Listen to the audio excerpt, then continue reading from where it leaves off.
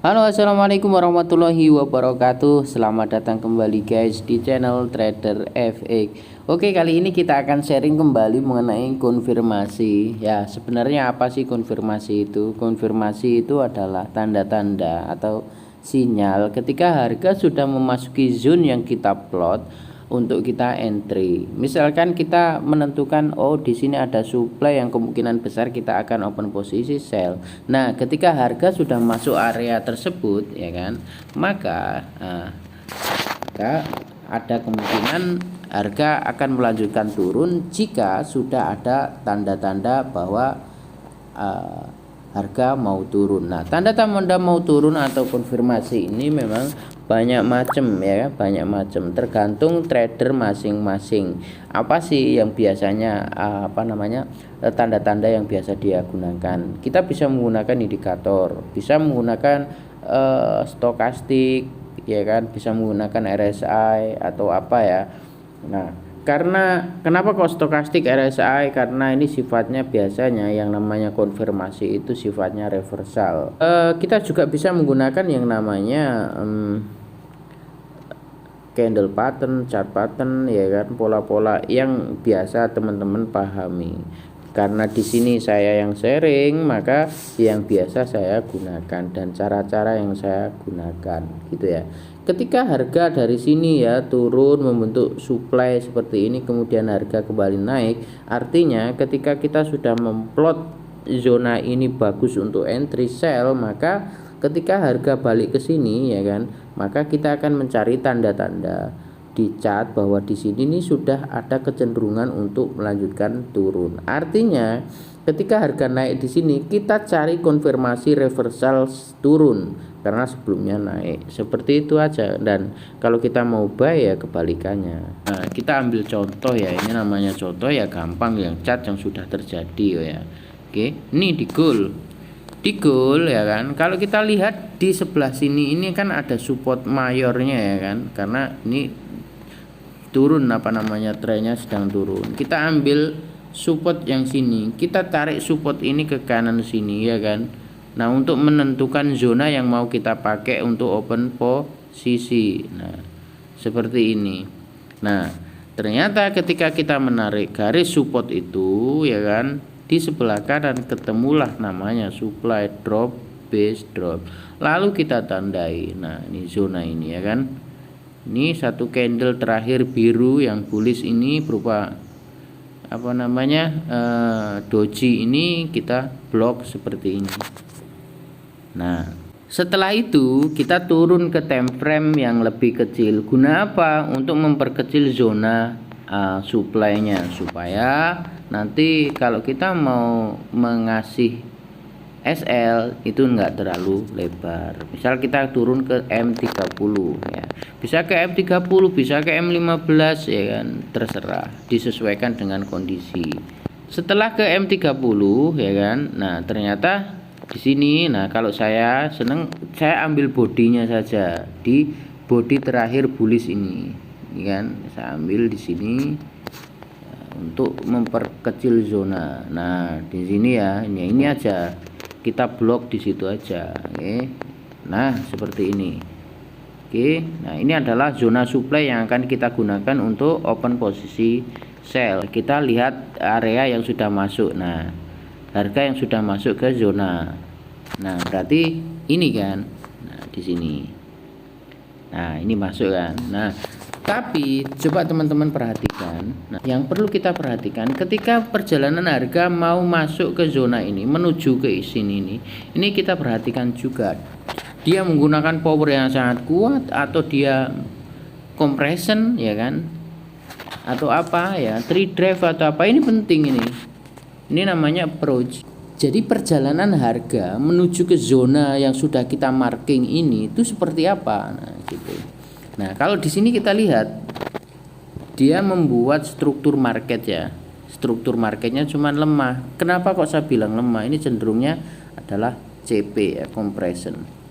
Karena ya setiap demand yang dia buat selalu di take. Nah, kemudian kalau kita perhatikan di atas di sini ya, ini adalah kurang lebih zona yang sama ya, ada resisten yang kurang lebih sama atau equal high, ya kan? Artinya di sini potensial liquidity equal high. Biarkan harga ini masuk, ngebreak ini, jangan sell di sini. Ini artinya area-area yang biasanya orang-orang pasang di atasnya sini stop loss, di sini pasang sell ya di sini, karena menganggap bahwa di sini adalah resisten yang kuat. Makanya disebut di sini adalah area liquidity. Untuk memastikan area liquidity ini benar-benar valid, biarkan harga ngebreak di sini dulu. Nah, setelah break mengambil supply yang masih fresh ini, kemudian dia harus turun dan mengebreak demand terakhir sini gitu. Nah, kalau dia nggak sanggup ngebreak demand terakhir yang dia buat, ya kan, artinya ini bukan liquidity yang valid gitu. Supply ini juga bukan valid, artinya ada kemungkinan besar dia akan balik lagi naik, bahkan untuk menghancurkan supply yang sudah kita marking. Di sini kan demand terakhirnya di sini. Oke, nah ini sudah di break. Nah, gini. Oke, seperti ini. Sekarang kita fokus di sini. Nah, maka di sini, ya kan, di sini kita lihat, kalau kita perhatikan, sebenarnya di sini ada satu candle bullish yang menyentuh zona yang kita marking ini, dan dimatikan lebih dari 2 candle yang turun. Nah, ini artinya adalah dominan break sell. Ini salah satu konfirmasi yang saya pakai juga gitu. Kalau sudah seperti itu ya kita gunakan Fibonacci. Kita tarik untuk menentukan target sejauh mana, ya kan, harga ini akan turun. Oke, nah kita ambil close body di sini. Nah, di sini yang membreak demand ini, atau yang menghancurkan apa namanya candle bullish ini, ya, berarti yang sini kan. Oke, kita tarik. Kok belum ya? Oke, seperti ini. Nah, oke, berarti targetnya di sini nih guys. Sekarang sudah muncul.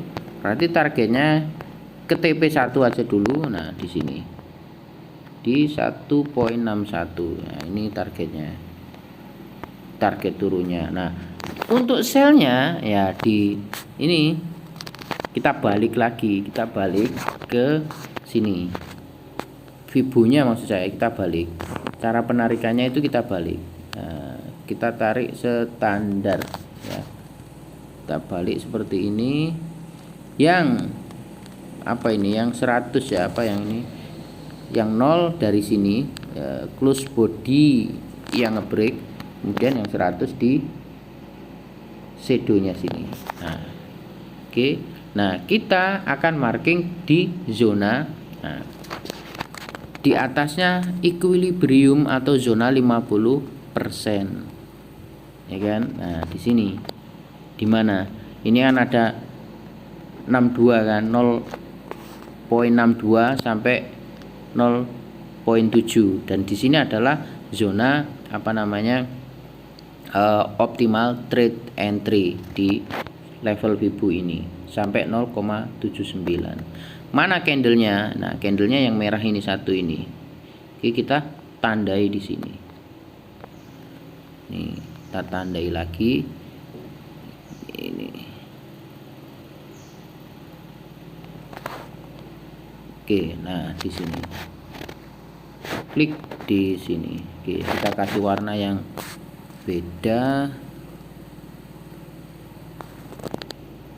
Kuning aja. Nah, ini sekarang kita fokus ke warna kuning ini ya. Kita hapus Fibonya. Nah, setelah harga masuk ke situ, ya kan, setelah masuk harga ke situ, nah seandainya teman-teman, seandainya harga nggak sampai ke sini, dia hanya di level 50% sampai 0,62. Kalau sudah ada konfirmasi sell ya nggak apa-apa, kita sell. Yang penting tunggu konfirmasi, dengan catatan pasang SL-nya tetap di atas ini, di atas zone ini, blok ini gitu. Nah, terus setelah itu kita turun lagi ke time frame yang lebih kecil, ke time frame M5. Nah, kita sekarang fokus harga ketika masuk. Nah, di sini Setelah di M5, teman-teman perhatikan, ketika harga masuk ke sini, lihat di sini ada satu candle bullish panjang lagi masuk ke sini, ya kan? Kemudian candle bullish ini dihancurkan oleh lebih dari 2 candle. Nah, kita marking lagi.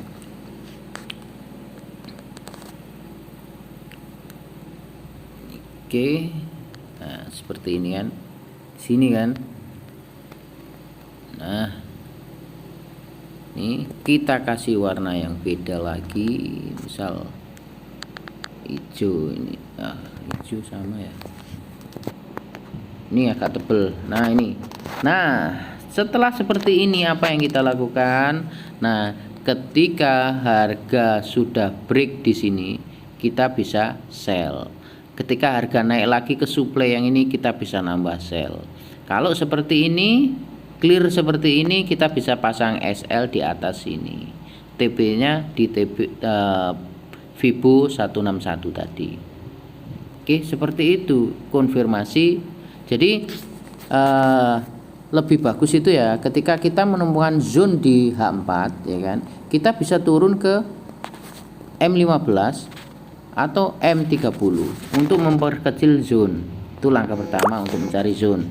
Nah, setelah itu ya kan, misal kita ke time frame M30 atau M15, tunggu ya kan harga masuk ke zone M30 atau M15 tadi ya, kayak ini tadi. Nah, kan harga di time frame M30 ini tadi masuk ke zone utama yang tadi, yang H4 yang sudah kita refine ke M30. Nah, ini masih di time frame M30. Kemudian di sini kita ambil lagi, cari lagi zone di M30 ini. Tunggu harga masuk ke zone M30 ini, kan? Nah, setelah masuk seperti ini, ya kan? Nah, kita bisa turunkan lagi time frame-nya ke M5 untuk memperkecil SL. Nah, di M5 kita lagi kita tunggu lagi yang namanya konfirmasi. Jadi kita mencari konfirmasi itu sampai 2 level gitu. Ya, itu masing-masing ya, masing-masing trader. Kalau cocok ya monggo digunakan, kalau misalkan enggak ya silahkan. Yang namanya trading itu kan ya feel-nya masing-masing ya. Nah, ini salah satu teknik yang saya share, yang saya tahu, semoga ya bermanfaat bagi yang belum punya, masih kebingungan mencari apa itu konfirmasi gitu loh. Jadi intinya ya, ketika kita sudah menemukan zone ini, taruhlah ini di H4, kemudian harga balik lagi ke sini ya kan. Nah, ini kita refine, kita perbaiki zona ini ke time frame yang lebih kecil, bisa ke M30, M15 gitu. Nah, setelah ketemu M30, M15 nya ya kan, nah tunggu harga masuk ke sini kan. Ini taruhlah ini adalah M15 ya toh, ini M15, dan di M15 di sini ternyata sudah terjadi konfirmasi ya kan, sudah terjadi konfirmasi. Misal nih ya, tak gambar sing roda apian lah ya. Nah, oke. Nih, misal di sini adalah supply di H4, ini kan, yang sudah kita betulkan atau kita perbaiki di time frame M15. Nah, harga kan turun, kemudian harga ini naik, ini kita baca M15, naik masuk kan, kemudian turun, naik, kemudian turun. Nah, artinya di sini sudah ada konfirmasi sell di M15. Kita jangan langsung sell, tapi kita tunggu harga ini masuk lagi ke sini, ke zona supply yang dibuat oleh M15 ya, zona supply yang dibuat M15. Nah, setelah harga ini masuk ke zona supply M15 yang dibuat, kita turun lagi ke time frame M5. Nah, gitu loh. Taruhlah gimana ya, kita oke, di sini saya kasih jarak aja. Ini supply M15. Supply M15. Nah, kemudian kita turun setelah harga ini masuk ke sini, ke suplai M15, bisa ke M1 atau M5. Nah, kita cari lagi, tunggu lagi ada konfirmasi bahwa di M5 atau M1 itu ada tanda-tanda dia mau turun. Nah, gini ya. Ketika sudah tanda-tanda seperti ini, ketika break seperti ini, kita bisa langsung sell. Ketika harga nanti balik lagi ke suplai yang dia buat oleh M5 ini, kita bisa pasang sell lagi. SL di atasnya sini. Seperti itu yang saya maksud. Itu yang disebut konfirmasi. Jadi ketika kita mendapatkan zona yang dirasa kita bagus, sudah kita marking, ketika harga itu masuk ke area tersebut, kita turunkan time frame ke yang lebih bawah.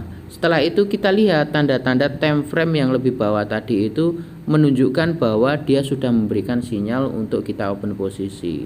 Tapi kita nggak langsung open posisi, kita marking lagi zonanya gitu. Kita marking lagi zonanya, kita turunkan lagi satu time frame di bawahnya. Ya, bisa M5, M1 ya. Nah, biarkan harga masuk di situ sampai pada akhirnya di time frame paling kecil itu sudah ada sinyal untuk kita open posisi, baru kita open posisi. Seperti itu yang saya maksud. Oke, semoga bisa dipahami, dan yang paling penting semoga ini juga bermanfaat. Dan jika ada salah apa yang saya sampaikan, mohon dikoreksi ya, kita sama-sama belajar. Kurang lebihnya saya mohon maaf yang sebesar-besarnya ya. Saya akhiri, wassalamualaikum warahmatullahi wabarakatuh.